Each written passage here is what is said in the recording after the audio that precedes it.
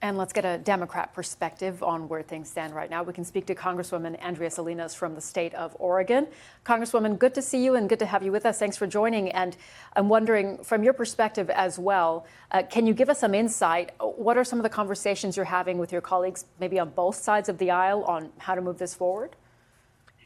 Hi, Sumi. Well, I wish I was having conversations on both sides of the aisle. Sadly, House Republicans have not been here. They decided to stay on vacation. Democrats came back, and we've been back all week in hopes that Republicans would take this seriously and that they would bring Democrats into the conversation and hopefully get us to, some kind of bipartisan funding agreement that included the needs of Americans on healthcare. We haven't seen that. So I know that healthcare has been one of the main messages here from Democrats, saying we are working to prevent Republicans from cutting essential healthcare. We heard the vice president in that statement that we played just a short while ago in that clip. He said, look, that's separate from funding the government. These two things can be handled separately. What is your response to that? My response to that would be about 75% of the spending package and the legislation is about healthcare. And the bill that they just passed a couple of months ago, the majority of it, about $4 trillion, really does cut healthcare. And we can reverse this. So all we're doing is asking them to stop the cuts, lower the cost of healthcare, and save healthcare for Americans. It's pretty simple.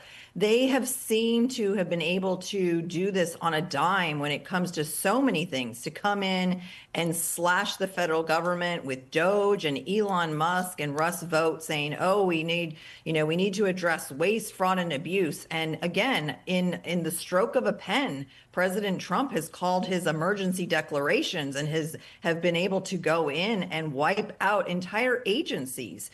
So when it comes to the care of Americans, I think we can do the same thing. I want to ask you, the Secretary of State, Marco Rubio, wrote, congressional Democrats made the choice to shut down the government. The partisan actions are undermining America on the world stage and jeopardizing our national security. And it strikes me, Congresswoman, that's a message we heard from Democrats during the Biden administration, that Republicans would be threatening America's security, its position in the world. What would you say to the Secretary of State on that statement? I would say that I am not interested in the blame game here. What we have to do is put the interests of Americans first. I mean, that's what I think President Trump ran on, was putting Americans first. And right now, we know that healthcare costs are too high. And right now, the Republicans just passed a bill, like I said, just a few months ago, that threaten Americans' access to healthcare. We don't have a universal healthcare system, and it's very disjointed, and people are about to pay much more in their access to that care. People in my district, about 16,000 people, are likely to see their premiums increase for health insurance by about $1,500 per month. That is far more than people can afford in my district. Okay, Congresswoman, I do also want to ask you about the deployment of National Guard troops to Portland. You've likely seen the president posted a few times about this today. And I know that you introduced legislation to reinforce restrictions on the president's ability to deploy the National Guard domestically. Can you tell us a bit more about why you think it is important to make those restrictions?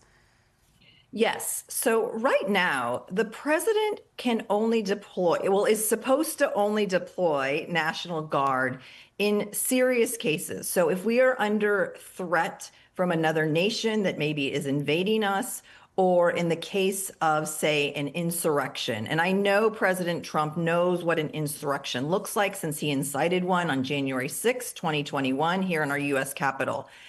Neither of those things are taking place in Oregon. However, he is claiming that he is watching videos of such actions. I think there might be cognitive decline with our president, and he is not seeing what he thinks he is seeing. He may be watching video footage. Can I just jump in there and ask you, the president has said, and he wrote, our great federal law enforcement officers have not been able to enforce the laws in Oregon. And that, for him and his administration, is an emergency. That is false. I mean, we have been hearing from our local law enforcement, so Portland Police Bureau, Multnomah County Sheriff's Department, as well as the Portland State Police, saying that they have it all under control. The governor had a press conference on Saturday. I was standing right next to her. I was standing right next to the chief of police from Portland, and they all attested to the fact that everything is calm and that they have it under control. And nothing rises to the level of chaos or an insurrection that would require federal intervention. Okay, Congresswoman, we'll leave it there for today, but really interesting to get your perspective. Thank you for joining us. Thank you.